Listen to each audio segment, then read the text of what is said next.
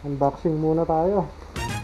So, pakita ko lang sa inyo unboxing ng ating ayan, GoPro selfie stick. So, 90 cm selfie stick. Ayan, aluminum alloy. So, unbox natin. So, ayan, nakasil pa kung makikita nyo. Itong binili kong brand ay Telesin. So, yung legit brand ng Telesin. Kasi goods din naman yung quality niya. Ayan, unbox natin. Ang price niya ay nasa 1,050. Nabili natin siya ng 750. So, ayan. So, sa 750, affordable na siya. Nakasale eh. So, pag hindi nakasale, nasa 1,050. Ayan. Okay na rin to. Itong Telesin selfie stick para sa GoPro natin. Sa action cam pwede. Kasi kung yung sa GoPro yung bibilin ko, nasa 3,000 selfie stick lang, diba? Napakamahal naman. Kagaya nung bumili tayo ng battery ng original GoPro, yung endurance battery, yung enduro, eh nasa 5,000 mahigit. Dalawang battery yun kasama yung charger. Buksan na natin.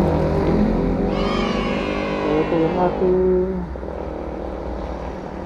Telesin selfie stick para sa ating action camera. Ito yung kasama niya.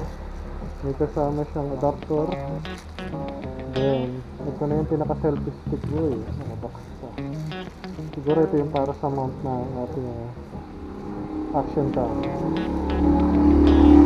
So ayan, maganda. May grip siya, kung makikita nyo, may grip siya dito. Ayan. Tapos yung ano niya, haba 90 cm. Ayan. So ito pala ikakabit dito. Ayan, ikakabit dito. So subukan natin. Alisin ko tong action cam ko muna dito para ikabit natin yung action cam ko muna dito. Try natin, no? Alright, so subukan natin. Pause ko muna to, ha. Okay, so nakakabit na yung ating Telesin selfie stick 90 cm. So ang price niya ay nakasale, dating 1,050. So nabili natin siya ng 750. Ito gamit ko na. Trapa, niluluto ng order natin. Nakapag-unboxing tayo dito. So okay, subukan natin habaan. Practice natin natin.